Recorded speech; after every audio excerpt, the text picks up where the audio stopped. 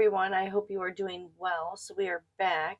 Me and Randy went on another little adventure to a cemetery.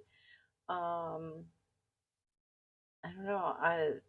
It's kind of weird though, because I read about this story before we went, and I was like obsessed with this name. And when we got there, I kept taking pictures of this last name. I'm like, oh, this name. They're like prestigious people. It's what the story is about. These. But however your tiny legs could take. Wait, how long have you been recording now? Or have you recorded several? I think I've been recording. There should be a running timer on there when you're recording. Well, the screen blacked out, but last time it blacked out when we were by the Bloodspoint, it was still recording, so. Oh, yeah. Spafford! So it's kind of weird that, like, I forgot, but then I kind of remembered later. I don't know. Anyways, weird long story. So anyways, let's just get into it. So today's video is titled Rockford's Fair Daughter. Let's just get into it. Charles Spafford and his wife came to Rockford in 1839. They became well known and highly respected as one of Rockford's founding families. Carrie, their eldest child, was born on December 2nd, 1843. The Spafford family hosted lavish parties, and Carrie was considered to be a gracious hostess. It was at one of these gatherings that young Carrie met the dashing Elmer Ellsworth. Ellsworth was quite taken with the 16-year-old Carrie. Ellsworth worked in Chicago in a patent office, but his real interest was in being a professional soldier. He was particularly interested in a French military unit called the Zouaves, a predecessor of the French Foreign Legion. They had elaborate and bright uniforms that were very distinctive.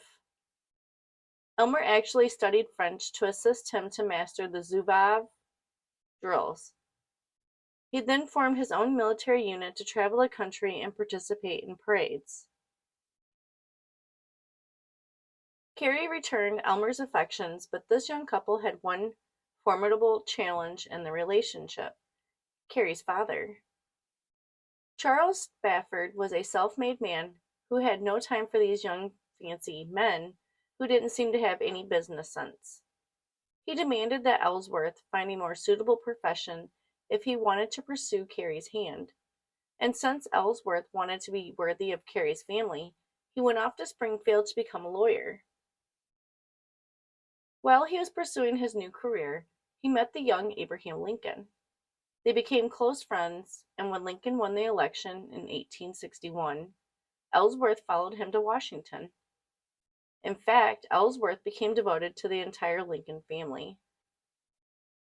Ellsworth was trained as a real officer, and when the Civil War began, he raised the 11th New York Infantry Regiment.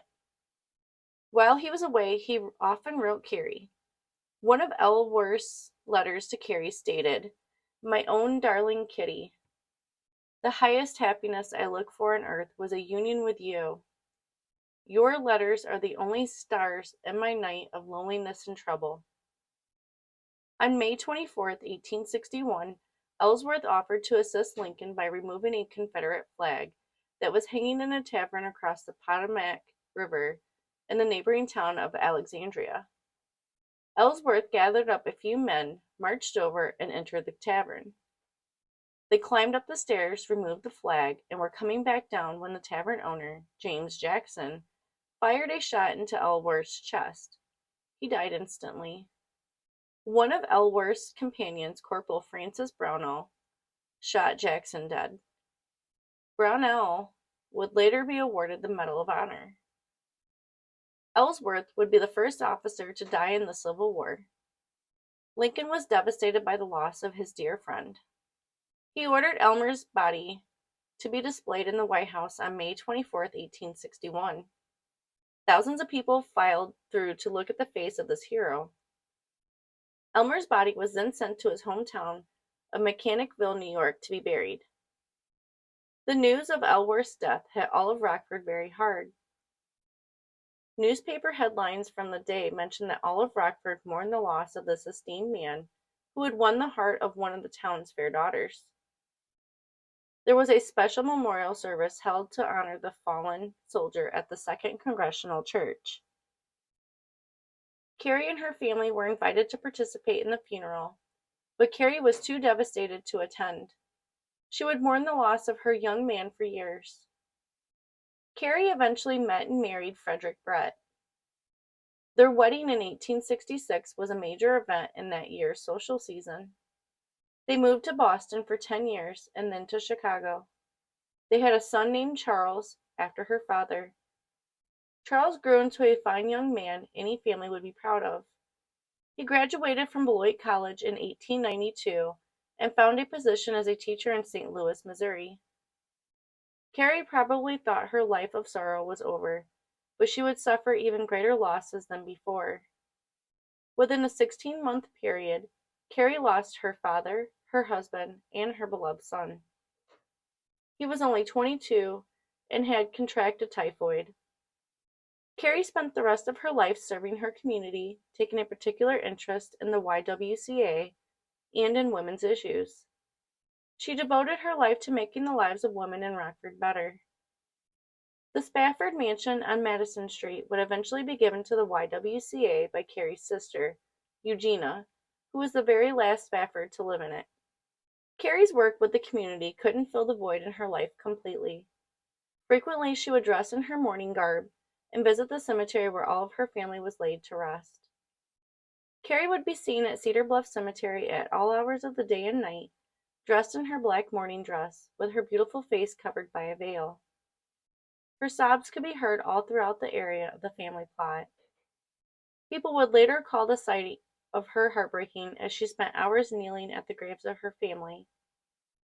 Carrie finally passed away on October 10, 1911. Even after her death, people would still report seeing a woman, all dressed in black, in the area of the Brett family stone.